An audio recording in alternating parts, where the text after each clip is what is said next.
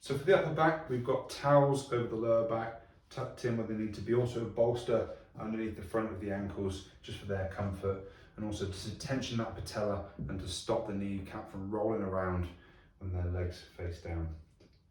So we're going to start with work through the upper trapezius. We've also got a towel here just for the client's comfort and modesty. And we're going to work through the upper trapezius with a combination of effleurage and petrissage. And it's often difficult to say which one's which, because effleurage refers to working longitudinally with the muscle fibers, and petrissage in a transverse way across them, strumming them like guitar strings. The reason for that is that we've got lots of different layers of musculature here. So the main focus for me is the upper trapezius, and we can work through a bit of petrissage there because we're working perpendicular to the fiber direction.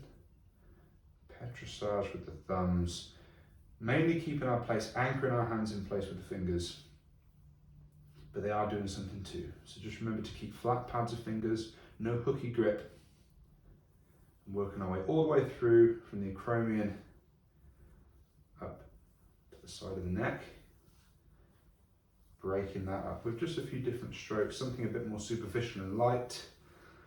And then we can slowly start to increase that pressure, slowing the speed as we do. So I'm thinking about which muscles I'm interacting with here. And you can feel those passing underneath your thumbs. We've got the rhomboids, major, minor, levator scapula. Feel that insertion onto the superior angle of the scapula and then into the upper trapezius. So just a note on the superior angle of the scapula and the insertion of levator scapula into that. Often people will feel that and they'll think that it's a knot. It's not, it's just the anatomy of that particular insertion. Don't friction it. A lot of people do this and it just irritates that insertion and gives pain where there wasn't before. So from there we can think about the muscles of the mid-back. We've got the mid-trapezius, the rhomboids, and then we've got the lower trapezius as well. So we can work transversely, we can work longitudinally. I'm using these bony prominences of the inferior angle medial border of the scapula and the superior angle just to navigate around. And if we feel like we really want to get into that medial border, we can just get the client to bring their hand up behind their back. So pop your hand behind your back for me. Just going to hold the hand there nice and lightly, just to make sure it's not going anywhere. Roll the arm around so that it's resting there, they're comfortable, they're not having to tense up to keep it there. And we can reinforce the thumb and move into the medial border of the scapula. And this then becomes more of a scapular mobilization. Bringing that scapula into protraction. Nice and relaxed for me. Good. So tensed up there, naturally so, when somebody's lifting their scapula up off of your rib cage.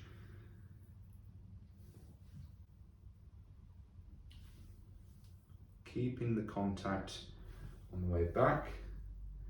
Pressure goes down as we move into the medial border. So thinking about scapular mobilizations, we can use the arm in this position to further mobilize. So what we're going to do with the towel in place for their modesty is pop the hand underneath the front of the shoulder, keep the arm there for me. You'll see their arm just trails on top of your forearm, so you can use that then to passively move the shoulder around. Your hand is then going to mark the border of their scapula, so medial border, inferior angle, and from there we're mobilizing just in a circular motion with oscillations. We're trying to get that index finger underneath the medial border of the scapula. With some people it will go, some people it won't. There's a genetic factor there, but usually we can make some improvement, and this can help with a lot of shoulder dysfunction, shoulder impingement. Okay, bring the arm back down by your side for me, all the way up the side of the couch. And so from there, might take some practice, but with one assertive, confident movement, we can lift the arm and put the leg underneath. So this gives us access to the posterior upper arm with the triceps and the posterior deltoid all the way into the rotator cuff. Just be mindful with the thumbs working around here. It's easy to inflict some pain, which we don't want to do. Nerves, veins, arteries all run medially and they're less protected in that area. So you may cause some pain, so just go easy. Nice flat pads of thumbs, flat pads of fingers, broad surface area. And don't worry so much about what they're feeling as long as it's not painful. My main aim here is to feel what's happening under the skin. So with my thumbs and fingers, I'm trying to seek out areas of tightness, areas of restriction, places where that muscle tissue doesn't move quite so happily underneath my fingers. So into the deltoids, got posterior deltoid with the thumbs, but also the fingers, depending on hand size and shoulder size, you're going to be able to get around to the front of the shoulder. So anterior deltoid and definitely lateral deltoid. I'm stopping where it comes to the acromion. Don't want to be going over bone.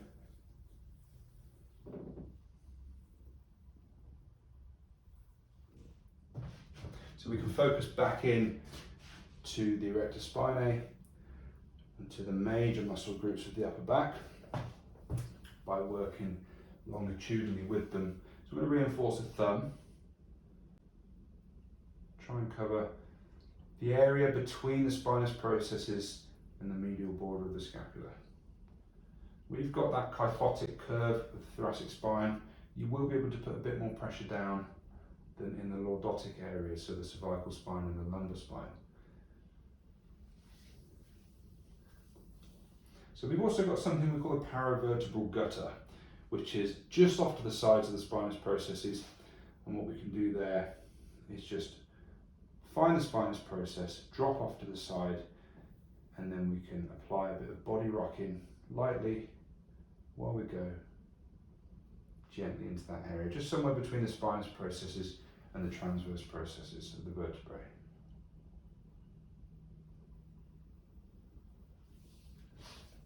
So up into the neck now. The client's got longer hair, you need to make sure that's moved out of the way. So sometimes it might be quite resilient and pop back, so you can just keep one hand there, just above the occiput. You'll feel the occipital ridge, that's where we're going to go to. So just above where the hairline stops.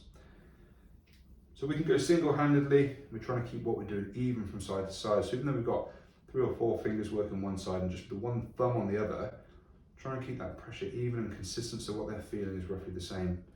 Up into the occiput, back around, try and keep that skin contact, not putting too much pressure over the spinous processes or the transverse processes where they're palpable. Then we can move into some really nice petrissage. And if you wanted to make sure even coverage between fingers and thumbs, you can all swap sides.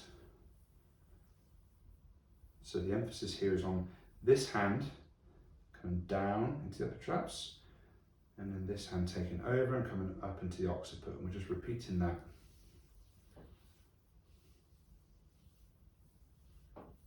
We feel the scalenes here, the Rotator scapula on the side, and even a bit of sternocleidomastoid as we work into the mastoid process.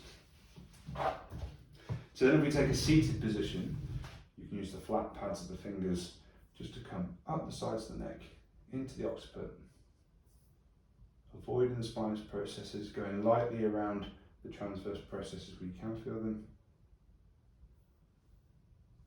Not too much direct pressure, it's all quite broad through pads of fingers.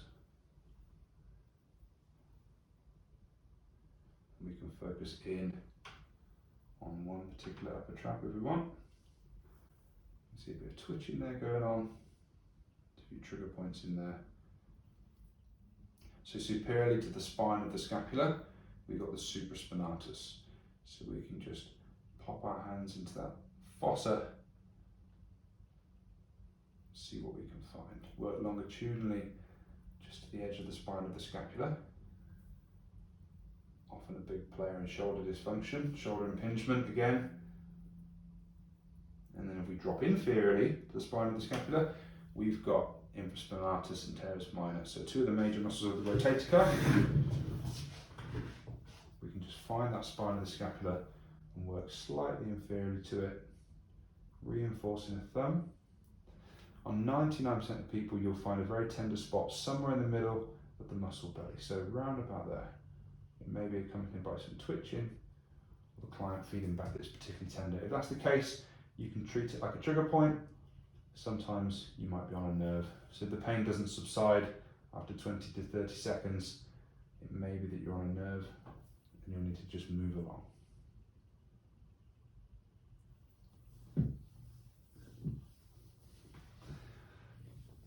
And last but not least, how can we forget about latissimus dorsi? So the only muscle that connects the arm to the hip. Massively important for a number of reasons. And as big and as powerful as it is, it's actually quite thin, quite sinewy. It's difficult to put the kind of pressure that we need to into it to be effective. So what we can do here is just work across the ribs, all the way down to the iliac crest, and then back up. And I'm trying to allow my fingers to find the intercostal space of the ribs, and just to work into that.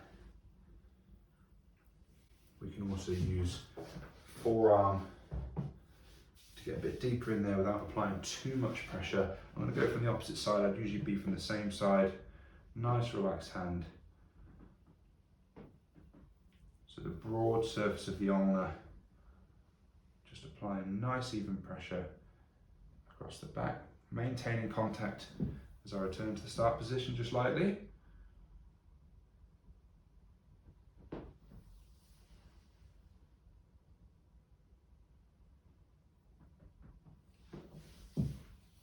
So if we really want to dig into those erectors, we think that they've got a lot of tension, they need more pressure than our thumbs can provide. We can use elbows.